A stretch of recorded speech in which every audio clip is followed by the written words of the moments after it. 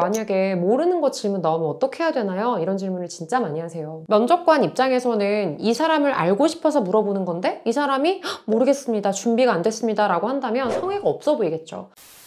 네, 안녕하세요 여러분. 해커스잡 조은입니다. 자, 오늘 제가 여러분들께 떠먹여드릴 면접의 기술, 생각보다 많은 분들께서 면접 때 좀 준비하지 못한 질문에 되게 당황하시는 분들이 굉장히 많아요. 특히나 이제 공기업 같은 경우는 뭐 전공 질문들을 굉장히 많이 하기도 하죠. 여기에서 저한테 매번 물어보시는 게, 선생님 근데 만약에 모르는 거 질문 나오면 어떻게 해야 되나요? 이런 질문을 진짜 많이 하세요.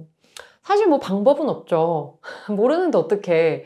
근데 여기에서 여러분들께 좀 짚고 넘어가야 할 부분들을 말씀드릴 건데요. 본인의 이야기, 역량에 대한 이야기, 그리고 내 자소서에 나오는 이야기, 그리고 내 이력서에 나오는 이야기, 그리고 내 개인에 대한 질문에 대해서는 모르시면 안 됩니다. 나만 알지 누가 알아요. 특히 뭐 예를 들어 꼭 고치고 싶은 단점이 있나요? 단점 내가 뭐라고 했었지? 기억이 안 난다고 하더라도 이런 건 얘기를 해 주셔야 해요. 왜냐면 면접관 입장에서는 이 사람을 알고 싶어서 물어보는 건데 이 사람이 모르겠습니다, 준비가 안 됐습니다 라고 한다면 성의가 없어 보이겠죠. 그래도 난감하잖아요. 그럴 땐 대체를 하시면 됩니다. 자, 대체를 하시는 방법을 제가 말씀을 드릴 건데요. 만약에 살면서 가장 스스로 굉장히 좀 못나 보였다라고 느낀 때가 언젠가요? 라는 질문을 만약에 받았다고 쳐봅시다. 그러면 못나 보였던 때는 없는 것 같은데 막 고민을 하시겠죠? 그럴 때는 이제 준비된 걸로 대체하시는 겁니다. 아, 내가 실패했던 거 있지, 힘들었던 거 하나 있지 라고 하면서 살짝 돌려 말씀하시는 거죠. 네, 면접관님, 저는 제가 스스로 좀 못나 보였던 때를 제가 실패했던 경험으로 말씀드려보고 싶습니다.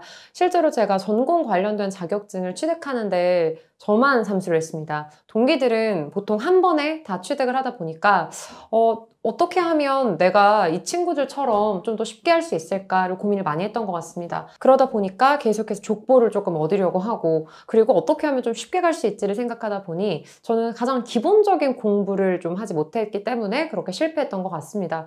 그 이후에 저를 좀 되돌아보면서 오히려 스스로 좀 못나 보였기도 했지만 이 경험을 통해서 제가 앞으로 기본에 충실하면 내가 충분히 잘 될 수 있겠구나라는 걸 깨달은 경험이어서 저는 이 못나 보였던 경험을 제가 다시 뭔가 새롭게 시작하고 좀 더 성실한 사람이 될 수 있었던 계기라고 말씀드리고 싶습니다. 이렇게 잘 바꾸어서 돌려서 말씀해 주시면 좋겠죠.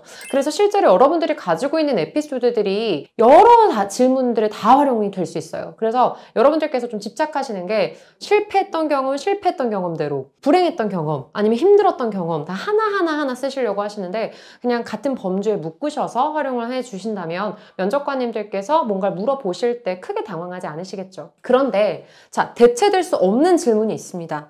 특히 회사 관련된 질문, 그리고 직무 관련된 질문, 또 전공 관련된 질문들, 아니면 이력서에 나오는 것 중에서 특히나 더 이제 인턴 경험, 이렇게 해서 인턴 때 뭐 했어요? 이런 것들 있죠. 그러니까 사실 진위 여부를 묻는 질문들에 있어서는 절대로 대답을 해주셔야 됩니다. 사실 그렇잖아요. 그러면 많은 분들이 약간 망설여 하시는 게 선생님 제가 인턴 때 진짜 한 게 없어요. 한 게 뭐가 없어요. 눈치라도 보셨을 거 아니에요. 그러면 조직 생활을 하는 경험을 했고 거기에서 내가 잔심부름도 하고 청소도 하고 이러면서 좀 조직 생활에서 막내 역할을 배웠다. 요렇게라도 연결을 해주실 수 있겠죠. 그런데 많은 분들께서 제일 어려워하시는 게 특히 이제 회사 관련된 질문. 우리 회사 최근 오늘 아침 기사 보고 오셨어요? 오늘 아침에 우리 회사 관련된 뉴스 보시고 오셨어요? 근데 난 안 봤어. 그러면 진짜 당황스럽잖아요. 그럴 때는 솔직하게 조금 인정을 해주시는 것도 나쁘진 않습니다. 왜냐면 거짓말로 대체하시면 오히려 역효과이기 때문에 면접관님 제가 실은 오늘 제가 면접을 앞두고 좀 너무 긴장한 나머지 핸드폰을 좀 못 봤습니다. 그리고 제가 오늘 면접관님들께 좀 어떤 답변을 드리면 좋을까, 어떤 말을 해야지 좀 면접관님들께 좀 잘 보일 수 있을까 생각하다 보니까 제가 인터넷을 좀 못 봤던 것 같습니다. 그렇지만 제가 그래도 최근에 봤던 이 회사의 기사를 혹시 말씀드려도 괜찮을까요? 이렇게 말씀해 주시면 안 됩니다 라고 할 이유가 없겠죠. 그래서 면접관님께서 A를 물어보셨을 때 A를 바로 답하지 못한다고 하더라도 이 부분에 대해서 솔직하게 조금 인정을 하고 B를 얘기하실 수 있는 방법도 있겠죠. 또 만약에 이제 전공 관련된 질문을 한다. A라는 거에 대해서 한번 말씀해 보세요. A라는 이론에 대해서 말씀해 보세요. 특히 이제 공기업이나 금융권에 대해서 보면 면접 때 이런 질문 되게 많이 하거든요. 이런 효과에 대해서 말씀해 주세요. 모르잖아요. 그러면 막 어떡하지, 망했어, 이게 아니라 아까처럼 똑같아요. 면접관님, 제가 실은 인생에 있어서 첫 면접이다 보니까 너무 긴장이 돼서 이 부분이 이쪽 파트에 나와 있는 건 아는데 지금 정확하게 기억이 나지 않습니다. 앞으로 제가 입사해서는 기본적인 걸 물어보셨을 때 모자람이 없게끔 더 열심히 기본적인 공부도 하도록 노력하겠습니다. 그렇지만 저는 그래도 이런 공부들 하면서 이 직무에 대한 역량을 키워왔다라고 말씀드리고 싶습니다. 이렇게 말씀하시면 돼요. 근데 그러면 다른 질문을 하시겠죠.